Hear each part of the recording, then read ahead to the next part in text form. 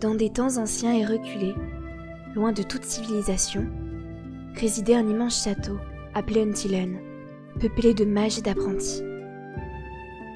Chaque personne dotée de magie pouvait venir étudier et améliorer ses capacités afin de devenir des magiciens accomplis.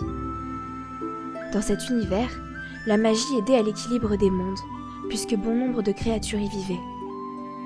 Une personne dotée de pouvoirs magiques choisissait sa propre voie.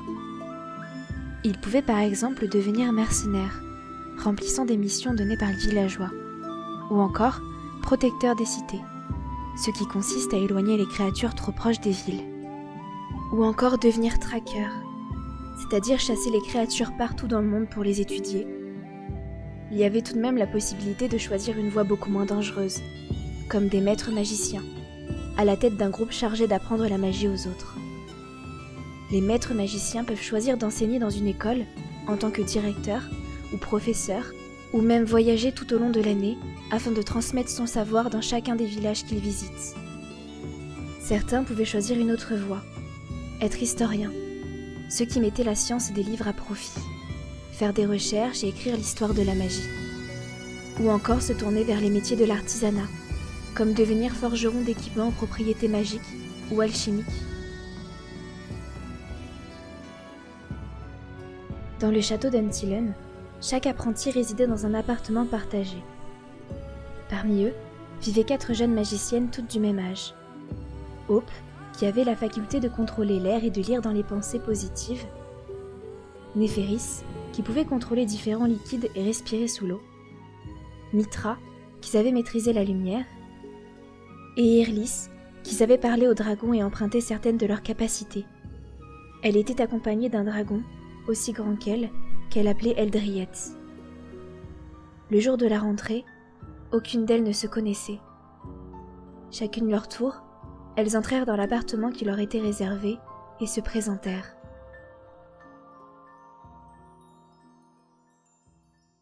Bonjour les filles, je suis la grande, la talentueuse Néphéris. Et waouh, un dragon. Dit-elle en reculant d'un coup et en s'enroulant d'un filet d'eau. Wow. N'aie aucune crainte, Eldriette, il ne te fera aucun mal, c'est mon familier. Noc Alox, Eldriette. Eltilut. Je suis Irlis, futur maître dragon. Pour ceux qui ne savent pas, un maître dragon est un guerrier accompagné d'un ou plusieurs dragons. Finit-elle en chuchotant. Il est plutôt mignon. Je suis Mitra, enchantée de vous connaître. Si un jour vous souhaitez plus de lumière, c'est mon élément, alors n'hésitez pas à faire appel à moi. Dit-elle avec joie.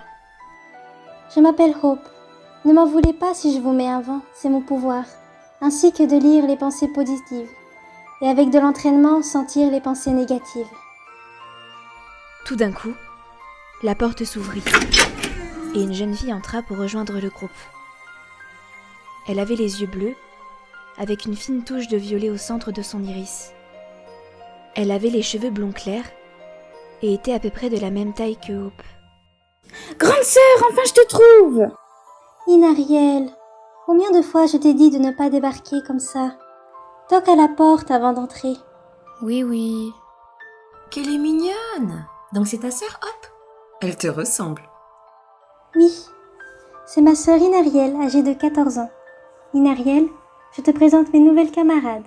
Mitra, Néphéris, Irlis et son dragon, Eldriette. Qu'il est beau! Ah oui, je venais te dire que ma chambre est à l'étage en dessous.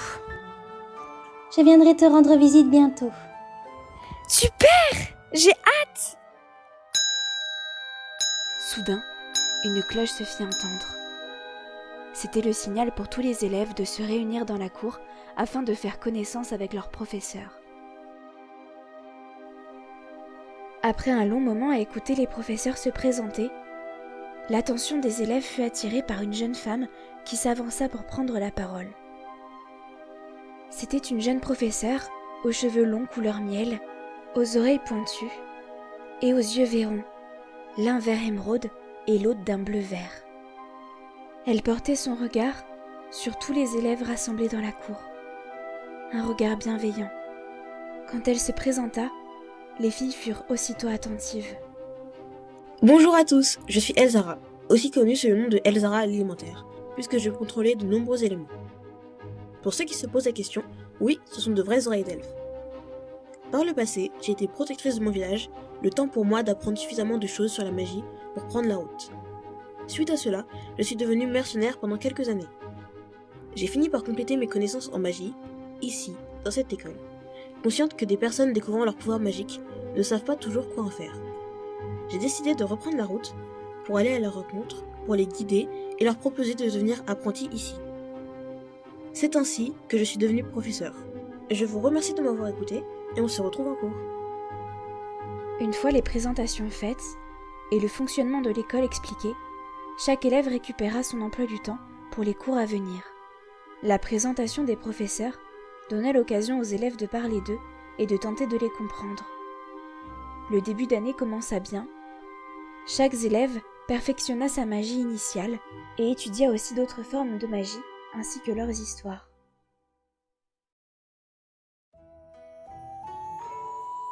Peu de jours après la rentrée, Inariel, la petite sœur d'Aupe, rechercha le professeur elfique dans toute l'école pour finalement la trouver sous un arbre en train de méditer. Inariel s'approcha, mais n'osa rien dire, de peur de la déranger. Rapidement, Elzara ouvrit les yeux et sourit devant l'élève timide. « Bonjour, Inariel, c'est bien ça ?» Oui, madame. Dit-elle surprise. « En quoi puis-je t'aider ?» Je suis désolée de vous déranger, mais j'avais une question à vous poser. « Tu ne me déranges pas. Approche, dis-moi tout. » Inariel s'approcha et fit face à son professeur en s'agenouillant. Je souhaite devenir votre disciple pour suivre l'enseignement de la gardienne de la Tourelle, gardienne de la forêt. Tu sais que cette voie est réservée et accessible uniquement aux elfes. Oui, je me suis renseignée. En tant qu'humaine, tu ne peux pas suivre cette voie. Je suis mi-humaine, mi-elfe. Je maîtrise déjà certaines magies elfiques. C'est intéressant. Tu sais que c'est une voie difficile. Il te faudra minimum 5 ans d'études si tu es une très bonne élève. Gardienne de la Tourelle, c'est communiquer avec la nature et les créatures magiques, vivre en harmonie avec. Cela demande beaucoup de concentration et de patience. Tu t'en sens capable ? Oui, madame. Depuis bien longtemps, je veux devenir gardienne de la Tourelle. Je sais que je peux y arriver. Bon, très bien. Tu devras donc étudier plus que les autres élèves. Mais je te sens capable de réussir. Merci, madame, dit-elle avec joie.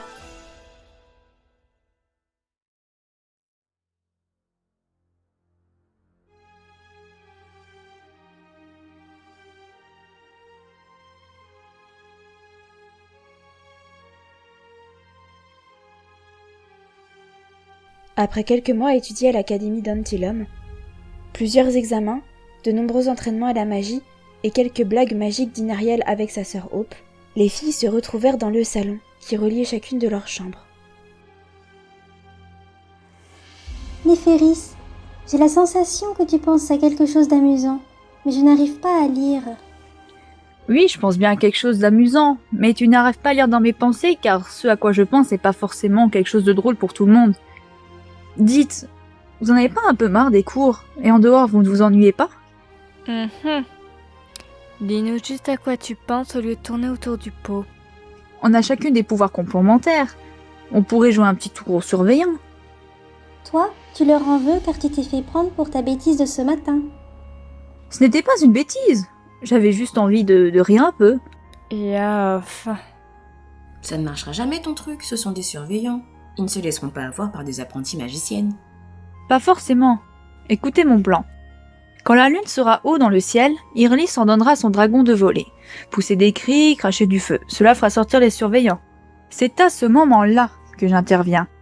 Je vais répandre de l'eau sur le sol afin de le mouiller pour qu'il devienne une véritable pataugeoire, ce qui assurera de jolies glissades de la part des surveillants. Puis hop, lancera un souffle glacial sur l'eau, ce qui le gèlera et empêchera les surveillants de se relever pour nous trouver, puisque la simple pataugeoire va se transformer en véritable patinoire. Et enfin, le tour de Mitra, tu utiliseras ta lumière sur les murs du couloir, en jouant avec les ombres, pour faire croire une invasion de fantômes. Le reste viendra de notre imagination sur le moment. Donc notre but est de s'amuser et de surprendre les surveillants qui seront tombés dans notre piège. Trop fort, j'en suis. Mhm. Tu changes vite d'avis. Au départ, tu pensais qu'il y avait quand même aucune chance que ça marche. Mais maintenant, non, et tu l'aimes son plan, hein? Hein, d'aval? Ok. D'accord. Très bien, je participe aussi. Mais attention, c'est seulement dans le but de m'entraîner à la magie. Sans moi. dit Hope d'un air désintéressé. Super! Tout le monde est d'accord. Alors on passe à l'action demain soir. J'ai jamais mon mot à dire. Je vous préviens, je ne sais peut-être pas lire les émotions négatives, mais je peux les sentir, sans dire ce que c'est. Alors si je sens des émotions négatives de la part des surveillants, on arrête tout. Et toi, Inariel, tu en penses quoi? Je n'ai pas envie de perdre du temps et ni de sommeil. Je préfère étudier la magie et passer une bonne nuit. Tu ne dis rien à personne, d'accord? Si tu gardes le secret, je t'aide à faire une blague à ta sœur. Chuchota Néphéris. Je ne dirai rien. De toute façon, ce plan ne va pas marcher. Il est trop simple. Bon, j'y vais. Bonne soirée! Inariel prit la direction de la porte pour sortir. En chemin, elle usa discrètement de sa magie elfique pour faire venir un serpent par un petit portail tout près d'Hope. Quand celle-ci le remarqua, elle se mit à crier, et Inariel courut dans sa chambre en riant. Irlis attrapa le serpent et le fit sortir tout en riant, avec Néphéris et Mitra, tandis que Hope se percha sur sa chaise. Hope, ce n'est qu'un serpent, The Wall. J'aime bien les dragons, mais les serpents je peux pas. C'est encore Inariel qui s'amuse. Elle est jeune, c'est normal qu'elle s'amuse avec sa grande sœur. Elle tient à toi. Dit Mitra en souriant. Je tiens aussi à elle, je l'adore. Mais quelquefois je me passerais bien de ces blagues, surtout celles avec des serpents. Une fois l'animal dehors, Hope se calma et la soirée fut consacrée à la préparation du plan. Le lendemain, la journée de cours fut tranquille pour le groupe. Inariel, comme à son habitude, continua ses cours avec Elsara. Le soir, les filles sortirent dans le couloir pour commencer leurs blagues, préparées plus tôt. Irlis, dans un langage draconique, ordonna à Eldriette de s'envoler dans le ciel. Orc, Eldao Achabor Orgobor. Une fois bien haut, le jeune dragon poussa un puissant rugissement tout en crachant des flammes. Rapidement, 2 surveillants sortirent dans le couloir principal. Néphéris en profita pour arroser le sol, ce qui les fit tomber à la renverse. Le plan se passait comme prévu. Enfin, pour le moment.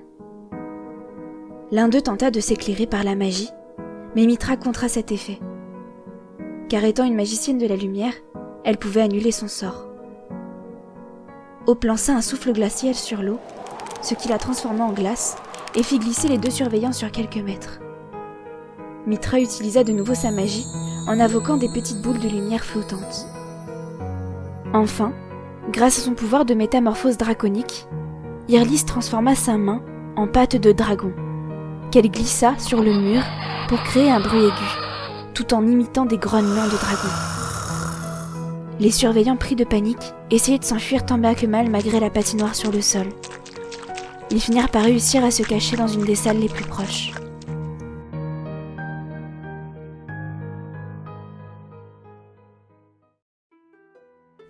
Eldriette, Olot, Yair Volot.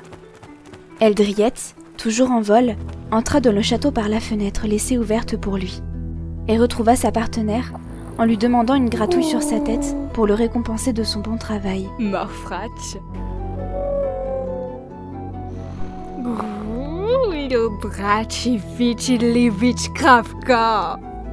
Le petit groupe d'apprentis magiciennes sortirent de leur cachette et se mirent à rire tout ensemble. Bravo les filles, c'était super! C'est trop drôle. Et Eldriette aussi s'est bien amusée. Il a remarqué des élèves qui étaient en train de sortir sans autorisation et il en a profité pour les effrayer. Ah, quel coquin!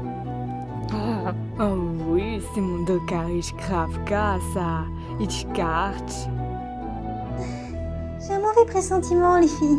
On n'aurait peut-être pas dû faire ça. T'en fais pas, Hope, personne ne nous a vus. Ton pouvoir est là pour nous aider. Si tu n'as pas remarqué d'émotion autour de nous en dehors des 2 surveillants, c'est que tout va bien. Tout d'un coup, Un bruit de vase qui se brise sur le sol se fit entendre. C'était quoi ça? Dit Mitra avec inquiétude. Du calme, éclaire-nous, mais pas beaucoup, on sait jamais. Il faudrait pas se faire repérer. Mitra tenta d'éclairer les alentours, mais la peur lui fit perdre le contrôle de son pouvoir.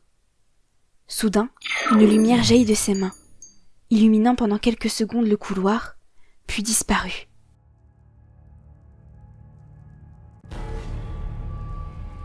À la place, une silhouette violette était apparue pendant quelques secondes, puis disparut. Baxalok Jakasat. Je vous jure que ce n'était pas moi. Enfin, le grand rayon de lumière si, mais pas la silhouette, hein. Morphage. Un rire maléfique se fit entendre. Un rire qui se rapprochait de plus en plus. Eldriette, le dragon, se mit à grogner. Jakaya. Zoalour Eldriette. Quelque chose toucha l'épaule de Néphéris qui se mit à crier, ce qui fit crier les autres filles, qui dans un mouvement de panique prirent la fuite pour s'enfermer dans une des salles les plus proches. Mais c'était quoi ça? Pourquoi t'as crié, Néphéris? Yalok Jaka. Quelque chose m'a touché l'épaule. Et tu as trouvé que crier était la meilleure chose à faire? Oui, bon, j'ai eu peur. Un bruit métallique se fit entendre. Se retournant, les filles virent une armure vide prendre vie et s'avancer doucement dans leur direction. Sans réfléchir, Irlis et son dragon crachèrent tous les deux du feu sur l'armure qui se mit à fondre. Mais tout d'un coup, une tonne d'eau jaillit de nulle part et stoppa net les flammes, tout en arrosant les jeunes filles au passage. Ah, Jakayagor. Puis, une pluie de feuilles d'arbres dégringolèrent du plafond, commençant à se coller sur les jeunes magiciennes paniquées. Elles prirent la fuite en direction de la cuisine du château. Un silence régnait dans la pièce. Et le groupe, trempé jusqu'aux os et recouvert de feuilles de la tête aux pieds, avancèrent prudemment. Soudain, un bruit sourd et assourdissant de casseroles et de verres qui se brisent résonnait dans la pièce. Bon, maintenant ça suffit, hein. Ce n'est pas drôle.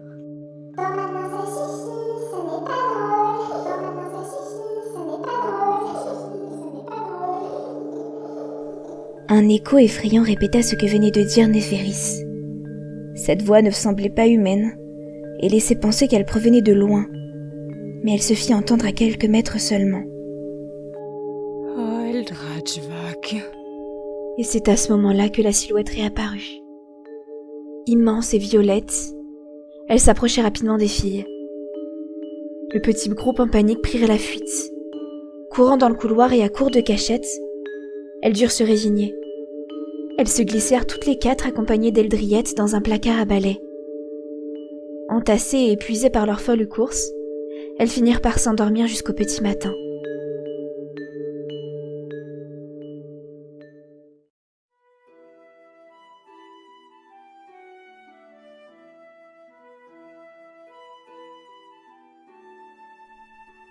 Alors que tous les élèves étaient encore endormis, et que le soleil venait de se lever il y a à peine quelques heures, le silence qui résonnait encore dans le couloir fut brisé par une conversation entre Inariel et Elsara, qui marchèrent en direction de la forêt à côté de l'école. Avant de sortir, Elsara s'arrêta devant une porte. Il y a un souci, Palantir? Non, mais je veux te montrer quelque chose. Qu'est-ce que c'est? Un balai magique? Je ne vois que ça. Ou, à la limite, un seau qui ne se vide jamais de son eau. Ce n'est pas exactement ça. Le regard malicieux, la professeure elfique ouvra la porte et sourit à la vue de ses élèves serrés dans le placard, couvertes de feuilles et emmêlées avec des balais et serpillères. Inariel fut d'abord étonnée, puis se mit à rire en voyant sa sœur et ses amis serrés avec un grand dragon dans un placard à balais. Je n'y crois pas! Hop! Qu'est-ce que tu fais là? C'est ton nouveau lit? Tu es bizarre quand tu t'y mets. Tais-toi, Inariel. Bien dormi, les filles? Pas trop serré? Dark Baxiafa. Professeur Elsara. Une créature dans l'école ne nous a mal lâchés. Suivez-moi. Nous en parlerons dans une salle un peu plus convenable que ce placard. Ah, vac. Les filles sortirent doucement de leur cachette de fortune et suivirent Elsara ainsi que Inariel qui se retenait de rire dans la salle de classe. Je vous écoute. Comme Néphéris vous l'a dit, une créature nous a suivis dans les couloirs et n'a pas arrêté de nous faire peur. Que faisiez-vous dans les couloirs? On a entendu des bruits étranges, on a été voir. Vous mentez. Madame, ce n'est pas vrai. Je vais vous dire la vérité. Vous avez voulu vous amuser avec les surveillants sans leur demander leur avis. Sauf que vous êtes fait piéger. Et Tovac. Vous avez raison. On a voulu piéger 2 surveillants et ça s'est retourné contre nous. Hop! Chuchota-t-elle en donnant un coup de coude à son amie. Elsara regarda Hope et Mitra avec un petit sourire, puis prit de nouveau la parole. Je sais tout. J'y étais et j'ai tout vu. Yorkson-vac. Comment c'est possible? Vous savez qu'on m'appelle Elzara l'élémentaire. Je peux donc contrôler bon nombre de magies. Je me suis rendu invisible quand les cris du dragon ont commencé. Je vous ai vu dans le couloir et j'ai masqué ma présence pour vous observer. Puis j'ai décidé de vous piéger. Alors la silhouette, les bruits, les feuilles et l'eau, c'était vous. C'est vous qui nous aviez piégés. Tovac Hall. En effet, vous vouliez faire une blague. J'ai fait la même. D'un côté, c'était une bêtise. De l'autre, vous m'avez montré que vous pouvez bien travailler en équipe. Vous avez du potentiel. Alors concentrez-vous dans vos études de la magie. Croyez en vous et faites plus attention la prochaine fois que vous préparez une blague. Il se peut que je participe. Vous nous avez bien eu. Dit-elle avec un petit sourire. Au fond, c'était plutôt drôle, vous ne trouvez pas? Si, même on a eu bien peur. Surtout toi, Néphéris, hein, t'es la première à avoir crié. Ouah. Même pas vrai. Yof yof. Tout le monde pense la même chose, Néphéris. Ne le nie pas. Je sens que tu es gêné. Yahol. Assez rigolé. Vous devez vous excuser auprès du surveillant que vous avez piégé. Nous y allons tout de suite après la fin de notre entretien. Une dernière chose. Qu'en avez-vous retenu? Bah, qu'on peut faire une blague, mais on peut être piégé à notre tour aussi. L'arroseur arrosé. Et aïeuf. On retient aussi qu'à la prochaine blague, on verra ce que vous ne soyez pas aux alentours. C'est ça. Retenez bien la leçon. Allez vous excuser maintenant. Les élèves remercièrent Elsara et quittèrent la salle de classe. Au moment de tourner dans le couloir, elles virent une nouvelle silhouette magique devant elles, avec un rire étrange. Par réflexe, les filles se mirent à crier et prirent la fuite. Elles ont vu assez de silhouettes magiques cette nuit. Ce n'est pas la peine d'en rajouter. Désolée, je n'ai pas pu m'en empêcher. Votre blague était trop drôle. Oui, c'est vrai. Mais tu devrais aller leur dire que ce n'était que toi. Oui, je vais aller voir où est-ce qu'elle se cache. Dit-elle en riant. Inariel retrouva sa sœur et ses amis cachés dans la chambre d'Irlis, regroupés dans un coin de la pièce. Qu'est-ce que vous faites toutes collées dans un coin? La silhouette. On n'a pas eu peur, on a juste eu envie de vite rentrer dans la chambre d'Ilris. Allô, Mavorulite. Vous pouvez faire mieux comme excuse. Qu'est-ce que tu viens faire dans nos chambres? Je voulais juste vous dire que la silhouette que vous venez de voir, c'est moi qui l'ai faite apparaître. Hop, je vais te montrer ma progression en magie. Il y a d'autres moyens de me montrer ta magie et d'autres moments. Nous sommes épuisés. Et il faut qu'on présente nos excuses aux surveillants qu'on a piégés. Mais je serais heureuse de t'accorder un moment pour que tu me montres ta magie une fois que nous serons reposés. C'est vrai? Bah bien sûr qu'elle dit vrai. Et même qu'elle sera pas la seule à voir ta progression. Moi aussi j'ai envie de te voir à l'œuvre. Nous serons toutes présentes. Super, vous êtes les meilleurs! Hof hof. Inariel, même si tu es douée en magie, ne nous fais plus ce genre de blague. Oui, oui.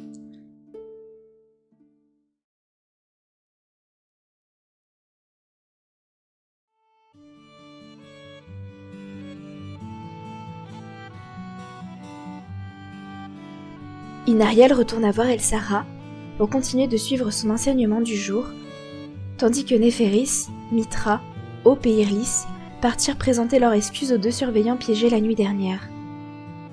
Tous les 2 décidèrent de leur donner quelques devoirs supplémentaires en guise de punition.